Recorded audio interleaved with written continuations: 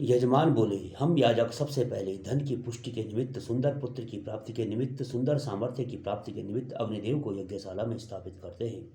सभी देवगण मेरे द्वारा दी गई हवि का सेवन करें। आसन के रूप में प्रयोग किए जाने वाले कमलपत्र आदि के माध्यम से वनस्पतियों को संबोधित किया जा रहा है। हे पत्र, आप जल के पृष्ठ आधार हैं, अग्नि के उत्पन्न करता है, आप समुद्र को बढ़ाते हैं, स्वयं सभी ओर से विस्तार को प्राप्त हुए महान जल में भली प्रकार संव्याप्त है। हे पत्र, दुर्लोक की तेजस्विता तथा धरती की विशालता के अनुरूप आप विस्तार पाएं। ब्रह्मरूप आदित्य सर्वप्रथम पूर्व दिशा में उदित होता है, तत्पश्चात वह अपने प्रकाश से इन लोगों को प्रकाशित करता है। वह समस्त दिशाओं में स्थित मूर्त और अमूर्त सभी वस्तुओं को प्रकाशित करता है। जगत के आरंभ काल में हिरण्यगर्भ पुरुष प्रजापति समस्त ब्रह्मांड के एकमात्र उत्पादक तथा पालन करता रहे। जो सारी सृष्टि की उत्पत्ति से पूर्व भी स्थित थे, वही द्युलोक, अंतरिक्ष लोक तथा भूलोक को धारण करने वाले हैं। हम उसी प्रसन्नता स्वरूप प्रजापति की संतुष्टि के निमित्त आहुति अर्पित करते हैं।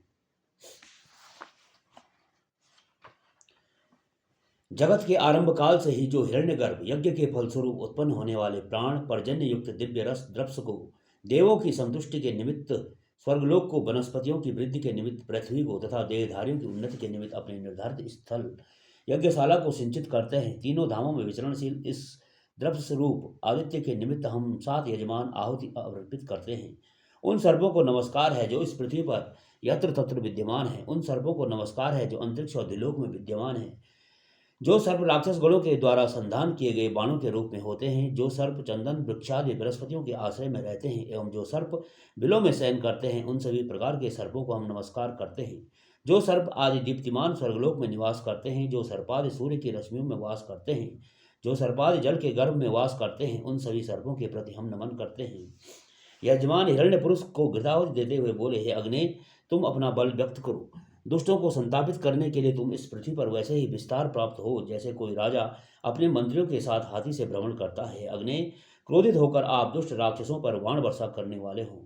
हे अग्नि, आप अपने गर्भ ज्वाला बाणों से बीन डालो। हे अग्नि, तुम्हारे जो शीघ्रगामी ज्वाला समूह पवन के संपर्क में आकर गतिमान होते हैं, अपने उन ज्वाला समूहों के द्वारा दुष्ट राक्षसों को दग्ध कर दो। आहुति समर्पित करने पर तुम अपनी बड़ी हुई लपटों के द्वारा राक्षसों का नाश कर दो। हे अग्नि, तुम अखंडित रहकर अपनी चिंगारियों को चारों ओर बिखोरो। हे अग्नि, हमारी रक्षा के लिए चारों ओर अपने अनुचरों को छोड़ो। अत्यंत वेगवान और हिंसक आप हमारी प्रजा का पालन करें। जो निंदक हमारे निकट या दूर हो, उसका आप दमन करें। हे अग्निदेव, आप अपने ज्वाला समूह से उदित हो, अपनी ज्वालाओं का विस्तार करो और हमारे शत्रुओं को जला डालो। हे तीक्ष्ण ज्वाला वाले अग्निदेव, जिसने किसी को हमें दान न दिया हो, उसे आप वैसे ही भस्मीभूत कर डालें जैसे सूखे तिनके को भस्मीभूत कर डालते हैं। हे अग्नि, ऊर्ध्व ज्वाला वाले हो, हमारे शत्रुओं को अपने ज्वालारूप बाणों से बीन डालो और अपने दिव्य गुण कर्मों को अभिव्यक्त करो। हे अग्नि, राक्षसों की तनी हुई प्रत्यंचाओं को तुम ढीली करवा दो। हमारे एक या अनेक शत्रुओं को तुम सर्वथा मरोड़ डालो।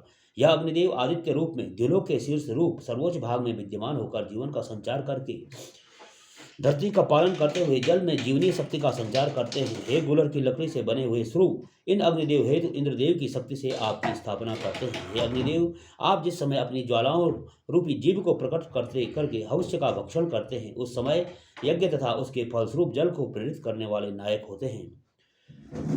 साथ ही साथ आप लोक के हित के निमित्त शीघ्रता से दिलोक में सूर्य को धारण करते हैं। तेनू बोल पिला जाऊं बैठ बोला ना। हे पत्थर की बनी इष्टिके, ईंट, आप भूमि के रूप में संपूर्ण जगत को धारण करने वाली हैं। प्रजापति विश्वकर्मा द्वारा आप यहाँ दृढ़ तथा स्थिर की गई हैं। सागर आपको विनष्ट मत करे, वायु आपके निमित्त बाधक न बने, आप व्यथित न होकर धरती को स्थिरता प्रदान करें। हे पत्थर की बनी इष्टिके, ईंट, आप अपने प्रकट रूप से विस्तार करने वाली हैं। आप प्रजापति के द्वारा सागर के पृष्ठभाग में प्रतिष्ठित होकर जल में व्यापक रूप से विस्तारित हो। आपका निर्माण धरती के अंश से हुआ है, अतः आप पृथ्वी रूप हैं। हे पत्थर की बने इष्टिके, ईंट, आप पृथ्वी रूपा हैं। आप पृथ्वी की तरह सुख प्रदान करने वाली हैं। आप जगत का पालन करने के कारण देव माता अदिति हैं। आप संपूर्ण जगत के प्राणियों का पोषण करने वाली हैं। आप धरती पर अपनी कृपा दृष्टि बनाए रखें, इसके भूभाग को सुदृढ़ तथा स्थिरता प्रदान करें एवं इसे कभी भी कोई कष्ट मत होने दें।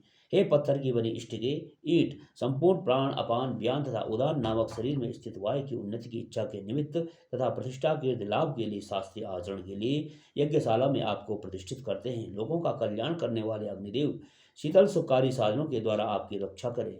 उनकी कृपा से आप वैसे ही स्थिर रहें जैसे आप अंगिरा के यज्ञ में सुदृढ़ तथा सुस्थिर थे। यजमान धूप को पत्थर की ईंट पर इस प्रकार रखे कि उसका कुछ भाग भूमि से स्पर्श करे। फिर बोले, हे दुर्वा, आप विविध ग्रंथियों तथा मर्म स्तरों से सभी तरफ से अच्छी तरह से अंकुरित होती हैं, अतः अपने ही सदृश अनगिनत पुत्र पौत्रों के रूप में हमारे ऐश्वर्य में वृद्धि करें। हे अद्भुत गुणों से युक्त दुर्वे, आप जो सैकड़ों शाखाओं तथा हजारों अंकुरों से अंकुरित होती हैं, ऐसी आपके निमित्त हम आहुति समर्पित करते हैं। हे अग्निदेव, आपकी जो दीप्ति सूर्यमंडल में विद्यमान रश्मियों के रूप में है, उन संपूर्ण किरणों के द्वारा हमें तथा हमारे पुत्र पौत्रादि को तेज प्रदान करें। हे इंद्राग्नि, हे बृहस्पति, हे देवजनों, आपकी जो दीप्ति सूर्यमंडल में शोभायमान होती है, जो पुष्ट प्रदान करने वाली आत्मा, पोषण प्रदान करने में समर्थ गौ तथा शक्तिशाली गतिमान घोड़ों में विद्यमान है, उन संपूर्ण आभा से शोभायमान होकर आप हमारे निमित्त आरोग्य तथा दीप्ति प्रदान करें। यह अत्यंत शोभायमान विराट रूप पृथ्वी लोक अग्निदेव को धारण करता है। स्वयं ज्योतिर्युक्त दिव्य लोक ने ज्योति स्वरूप आदित्य के तेज को धारण किया है। प्राण, अपान, व्यान आदि की ज्योति से प्रजा के पालन करता प्रजापति आपको धरती के ऊपर स्थापित करें। आप संपूर्ण ज्योति प्रदान करें। अग्निदेव आपके अधिष्ठाता है। उन प्रसिद्ध देवता सहित स्थिर होकर आप अंगिरावत तेजयुक्त हों। मधु, चैत्र, माधव, बैसाख, ये दोनों मास वसंत ऋतु से संबंधित हैं। ऋतुओं की भांति दोनों ईंटें अग्नि के आधार स्वरूप प्रतिष्ठित हों। कार्य के अनुसार अग्नि का चयन करने वाले हम यजमानों की प्रसन्नता के लिए ये स्वर्गलोक तथा भूलोक परस्पर सहायता करें। जल एवं औषधियाँ हमें श्रेष्ठ बनाएं। समान व्रत वाली अग्नियाँ श्रेष्ठता पूर्वक सहायक बने। इस समय पृथ्वी तथा आकाश के मध्य में समान चित्त से युक्त जो अग्नियाँ हैं, वे बसंत ऋतु को संपादित करती हुई इस यज्ञ कर्म के आश्रित हों। जैसे संपूर्ण दैवी शक्तियाँ देवराज इंद्र के शरण में रहती हैं, वैसे ही अग्नि देवता के साथ आप अंगिरावत स्थित होकर प्रतिष्ठित हों। हे इष्टिके, आप अषाढ़ा नाम वाली हैं। आप प्राकृतिक रूप से रिपुओं को पराभूत करने की सामर्थ्यता से युक्त एवं रिपुओं से पराभूत न होने वाली हों। आप रिपुओं का तिरस्कार करें। युद्ध की इच्छा करने वाले रिपुओं को आप तिरस्कृत करें। आप अति बलशाली हों तथा हमें आह्लादित करने वाले हों। स्वर्ण निर्मित कछुए को दही, शहद और घी के मिश्रण से स्नान कराते हुए यजमान बोले, जो यज्ञ की कामना करने वाले याजक हैं, उनके निमित्त वायु तथा नदियाँ मधुर प्रवाह उत्पन्न करें। संपूर्ण औषधियाँ माधुर्य युक्त हों। हमारे लिए रात्रि मधुर हो, दिन मधुर हो, यह पार्थिव लोक माधुर्य युक्त हो और हम सबका पालक द्युलोक भी हमारे लिए मधुर हो। सारी वनस्पतियाँ हमारे निमित्त मधुर रस से परिपूर्ण हो। सूर्यदेव हमें अपने मधुर रस से पुष्ट प्रदान करें एवं गौएं भी हमें अमृतमय मधुरता से युक्त दूध प्रदान करने वाली बने। यजमान अषाढ़ा ईंट के बगल पद्मा नामक ईंट और स्वर्ण निर्मित कछुए को रखते हुए बोले, हे कूर्म, आप जल के अंदर गहन स्थान में विद्यमान हो। आप आदित्य मंडल में विद्यमान हो। आपके सूर्य मंडल में स्थित होने पर भी वहां स्थित सूर्यदेव आपको संतप्त न करें। संपूर्ण मनुष्यों के हितकारी वैश्वानर अग्निदेव भी आपको संतप्त न करें। आप निरंतर प्रजा का अवलोकन करते रहें एवं दिव्य वर्षा सर्वदा आपकी सहायता करें।